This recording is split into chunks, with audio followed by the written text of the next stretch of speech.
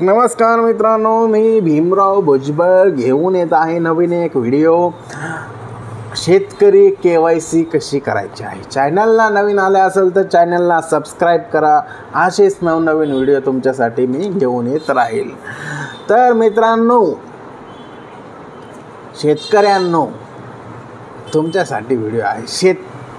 खास करून शेतकऱ्यांसाठी हा व्हिडिओ आहे।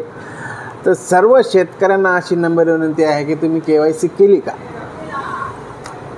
केली असेल, कारण की KYC 2023, 2024, 2025 अशा 3 याद्या लागलेल्या आहेत। त्या तिन्ही याद्यांची तुम्ही जर KYC केली असेल तर तुम्हाला 2 KYCचे पैसे भेटले असतील आणि 2025ची जी KYC आहे त्याचे पैसे भेटले नसतील, कारण की ते अजून अंडर प्रोसेस आहे।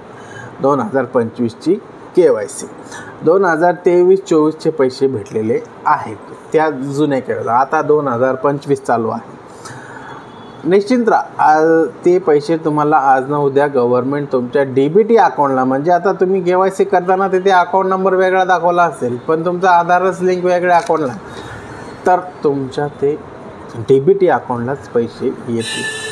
आता सरकारने काय केलं की जे काही पैसे आहेत, नुकसान भरपाई आहे, शेतीचे रिलेटेड पैसे आहेत, ते डायरेक्ट DBT मार्फत। DBT म्हणजे काय, तर आधारला जी बँक लिंक आहे त्याच्यात पैसे टाकणे। आधारला जर बँक लिंक नसेल तर कोणतेही गव्हर्नमेंटचे शासनाचे पैसे तुम्हाला येणार नाहीत। त्यामुळे DBT करणं ही फार महत्त्वाचं आहे। सर्व शेतकऱ्यांना विनंती आहे की त्यांनी त्यांच्या आधार कार्डला कोणती बँक लिंक आहे आणि ती बँक चालू आहे का हे कन्फर्म करून चेक करून घ्या। तसंच आपण आता पुढं नुकसान भरपाई KYCची यादी, आता बऱ्याच शेतकऱ्यांना माहीतच नाही की यादी कुठं लागली, कुठून विशिष्ट क्रमांक घ्यायचा, कुठे जाऊन KYC करायची, इकडे तिकडे फिरत आहेत।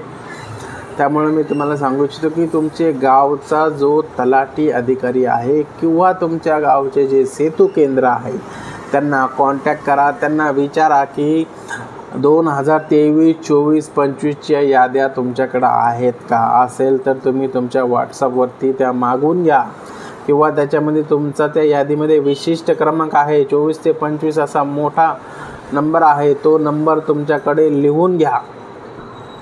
लिहून घेतल्यावर CSC सेंटरवर जाऊ नका। CSC सेंटरवर ती KYC होत नाही, ती फक्त महाराष्ट्रातले जे सेतू केंद्र आहेत त्याच केंद्रावरती KYC होते। कारण की बरेच शेतकरी तिथे फिरत आहेत, ते म्हणत आहेत की KYC होत नाही, त्यामुळे ते निराश होत आहेत। त्यामुळे ती KYC फक्त सेतू केंद्रावर होईल, CSC केंद्रावर होणार नाही, कारण की CSC केंद्रावरती तशी सरकारने उपलब्धता केली नाही, फक्त सेतू केंद्रावरतीच केलेली आहे। त्यामुळे तुम्ही सेतू केंद्रावरती जा, विशिष्ट क्रमांक घेऊन KYC करून घ्या आणि तुमचे जे काही पैसे असतील, विशिष्ट क्रमांक टाकला ऑनलाईन, तुमचं नाव, तुमची बँक, तुमची अमाऊंट, हे सर्व डिटेल्स तुम्हाला तिथे दिसेल। ती तुम्ही बघून घ्यायची आणि KYC करून घ्यायची आणि लवकरातली लवकरच तुमच्याकडे तुमच्या अकाउंटमध्ये DBT आधारला जी बँक लिंक आहे त्या बँकेत ते जमा होतील। अशा प्रकारे ही नुकसान भरपाईची KYC तुम्हाला करून घ्यायची आहे।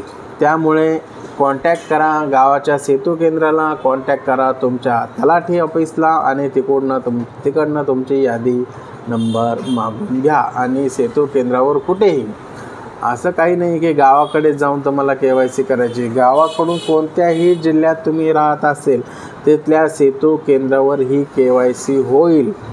या KYCला नुकसान भरपाई KYC असं म्हणतात आणि याचा एक 22 ते 24 अंकी मोठा आकडा आहे। तो जर तुमच्याकडे विशिष्ट क्रमांक असेल तर KYC होईल, अन्यथा होणार नाही।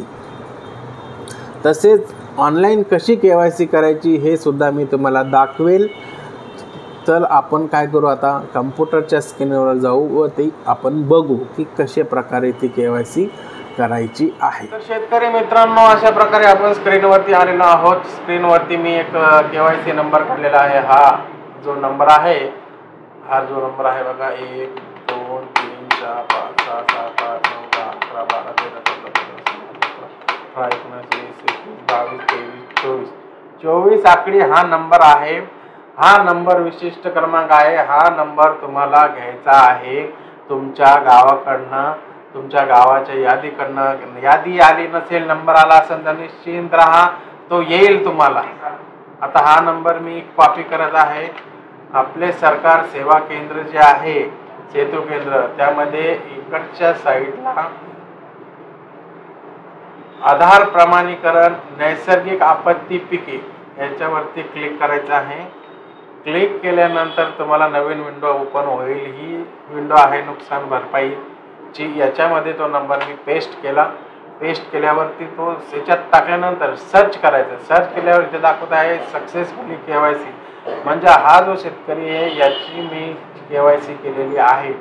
KYC करताना तुमचा नंबर, तुमचं नाव, तुमचं गट नंबर, तुमचं किती क्षेत्र आहे, किती अमाऊंट आहे, तुमचं नाव, कोणती बँक आहे, अकाउंट नंबर, हे सर्व तुम्हाला तिथे दिसेल. त्यानंतर मला कोणतीही कंप्लेंट नाही, या नंबर याच्यावरती क्लिक करायचं आहे. क्लिक केल्यानंतर आधार KYC बायोमेट्रिक किंवा OTP असे 2 ऑप्शन तुम्हाला दिसतील. बायोमेट्रिक म्हणजे मशीनवर बोट ठेवून करणे, OTP म्हणजे आधारला जो नंबर लिंक आहे त्या नंबरवरनं KYC करणे. KYC झाल्यावर तुम्हाला अशा प्रकारची एक पावती येईल. ती पावतीची प्रिंट काढून ठेवायची आहे. अशा प्रकारे हा नंबर घेऊन तुम्हाला ऑनलाईन KYC करायचे आहे, तरच नुकसान भरपाईचे पैसे तुम्हाला मिळतील. अन्यथा नुकसान भरपाईचे पैसे तुम्हाला